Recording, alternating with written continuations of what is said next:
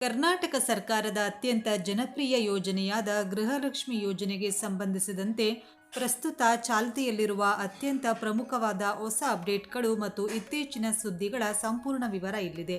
High court ಮೆಟ್ಟಿಲೇರಿದ Gruhalakshmi ಬಾಕಿ ಹಣದ ವಿವಾದ. ಗೃಹಲಕ್ಷ್ಮಿ ಯೋಜನೆಯ ಇತ್ತೀಚಿನ ಅತಿದೊಡ್ಡ ಅಪ್ಡೇಟ್ ಅಂದರೆ ಬಾಕಿ ಕಂತುಗಳ ಹಣ ಬಿಡುಗಡೆಯಾಗದ ಹಿನ್ನೆಲೆಯಲ್ಲಿ ಮಹಿಳೆಯರು ಕರ್ನಾಟಕದ ಹೈಕೋರ್ಟ್ ಮೆಟ್ಟಿಲೇರಿದ್ದಾರೆ. ಸರ್ಕಾರಕ್ಕೆ ಹೈಕೋರ್ಟ್ ನೋಟಿಸ್. ಅರ್ಹ ಫಲಾನುಭವಿಗಳಿಗೆ ಕೆಲವೊಂದು ತಿಂಗಳುಗಳ ಕಂತುಗಳ ಹಣ ಸಮರ್ಪಕವಾಗಿ ತಲುಪಿಲ್ಲ ಅಂತ ಸಾಮಾಜಿಕ ಕಾರ್ಯಕರ್ತೆಯರು ಸಾರ್ವಜನಿಕ ಹಿತಾಸಕ್ತಿ ಅರ್ಜಿ ಸಲ್ಲಿಸಿದರು. ಇದನ್ನು ಗಂಭೀರವಾಗಿ ಪರಿಗಣಿಸಿರುವ ಹೈಕೋರ್ಟ್ ಪೀಠವು ರಾಜ್ಯ ಹಣಕಾಸು ಇಲಾಖೆ ಮತ್ತು ಮಹಿಳಾ ಮತ್ತು ಮಕ್ಕಳ ಕಲ್ಯಾಣ ಇಲಾಖೆಗೆ ತುರ್ತು ನೋಟಿಸ್ ಜಾರಿ ಮಾಡಿದ್ದು ಬಾಕಿ ಹಣದ ಕುರಿತು ವಿವರಣೆ ನೀಡುವಂತೆ ಆದೇಶಿಸಿದೆ.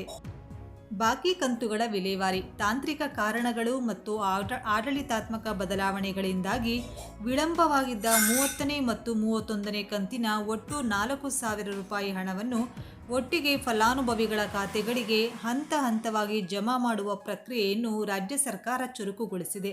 ಈಗಾಗಲೇ ಹಲವಾರು ಜಿಲ್ಲೆಗಳ ಮಹಿಳೆಯರ ಖಾತೆಗೆ ಹಣ ತಲುಪುತ್ತಿದ್ದು, ನಿಮ್ಮ ಖಾತೆಗೂ ಕೂಡ ಜಮೆಯಾಗದಿದ್ದರೆ ಆತಂಕ ಪಡದೆ ಇನ್ನೂ ಕೆಲವು ದಿನಗಳ ಕಾಲ ಕಾಯಲು ಸೂಚಿಸಲಾಗಿದೆ.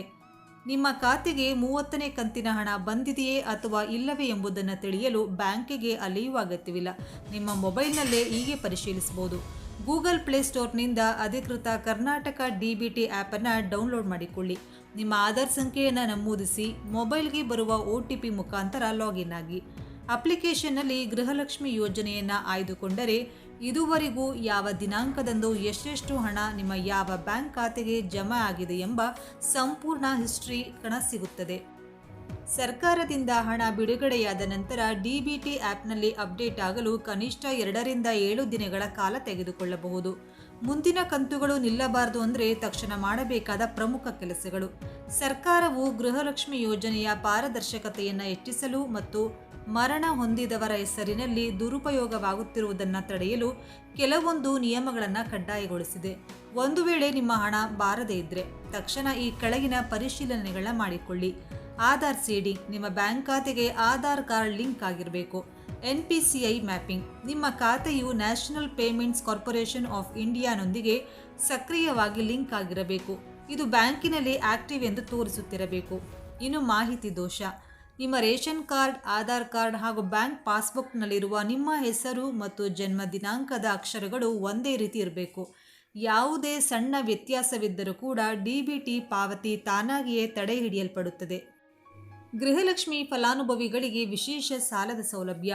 ಮಹಿಳೆಯರ ಆರ್ಥಿಕ ಸ್ವಾವಲಂಬನೆಗೆ ಮತ್ತಷ್ಟು ಬೂಸ್ಟ್ ನೀಡಲು ಸರ್ಕಾರ ಚಿಂತನೆ ನಡೆಸಿದ್ದು, ಗೃಹಲಕ್ಷ್ಮಿ ಯೋಜನೆಯಡಿ ಸತತವಾಗಿ ಹಣ ಪಡೆಯುತ್ತಿರುವ ಮತ್ತು ಉತ್ತಮ ಬ್ಯಾಂಕಿಂಗ್ ವ್ಯವಹಾರ ಹೊಂದಿರುವ ಮಹಿಳೆಯರಿಗೆ ಸ್ವಂತ ಉದ್ಯೋಗ ಅಥವಾ ವೈಯಕ್ತಿಕ ಉದ್ದೇಶಗಳಿಗಾಗಿ ಕಡಿಮೆ ಬಡ್ಡಿ ದರದಲ್ಲಿ $3 ಲಕ್ಷದವರೆಗೆ ವಿಶೇಷ ಸಾಲ ಸೌಲಭ್ಯವನ್ನು ನೀಡುವ ಕುರಿತು ಬ್ಯಾಂಕಿಂಗ್ ವಲಯದಲ್ಲಿ ಮಾತುಕತೆಗಳು ನಡೀತಾ ಇದೆ.